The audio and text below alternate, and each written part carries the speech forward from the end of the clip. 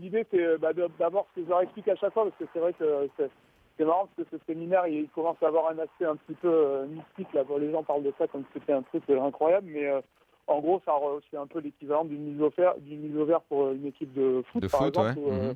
Donc l'idée, c'est qu'on part dans un endroit, on essaie de passer du temps ensemble. Donc il y a du team building. C'est l'idée, c'est de passer du temps ensemble, de resserrer un petit peu les liens, de bosser bien sûr, de prendre l'air. Donc le programme quotidien en général, on fait du sport le matin. Quand tu dis on fait du sport, c'est quoi? C'est de l'intense? C'est de la détente? C'est quoi? Ça dépend, c'est plus ou moins soft. Le premier jour, c'était très soft. On a fait du... je sais pas exactement le nom, en fait. Ils appelaient ça open golf. C'est comme du street golf, mais dans la forêt, du coup, parce qu'on était au Club Med à Opieux, là. Près des Oliviers, vous avez fait ça. C'est assez rigolo. C'est un petit peu, justement, dans les reliefs de la forêt, à jouer...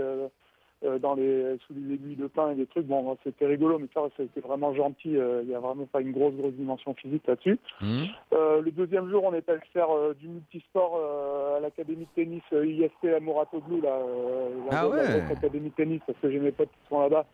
Donc là, ça a été essentiellement foot sur un terrain de urban soccer. Ça a duré longtemps, genre 1h30. Là, les mecs se sont bien déchaînés. On a frôlé la blessure 2-3 fois, mais ça, c'est pas trop mal fini. Bon, ça va, il y a des blessures qui sont acceptables après pour aller jouer au poker. Ouais, voilà. Bon, il n'y a rien qui les a empêchés de jouer ici, donc ça, c'était cool. Ouais. Et puis, le dernier jour, on a fait du paddle tennis, qui est un jeu formidable.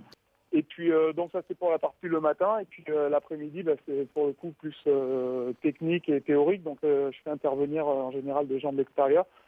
Donc là, on a eu une personne qui est venue nous parler du sommeil. On a eu Serge Gidisheim, qui est un ami du team d'assez longue date, qui est un grand joueur de poker et aussi avant tout psychiatre. Donc on a parlé pas mal, on a fait une session entière tout un après-midi à parler des comportements physiques à la table, etc. Oh, c'est bien ça, t'aurais dû m'inviter, j'avais besoin de cette séance-là. On était sûr que t'allais dire ça. Ouais, c'était que les pros qui étaient invités. À la suite de cette séance, on a fait une étude on a repris les Winamax Live Sessions d'ailleurs et on a décortiqué des mains. On avait les vidéastes ont été super, ils ont remonté les mains en fait importantes entre guillemets des Winamax Live Sessions.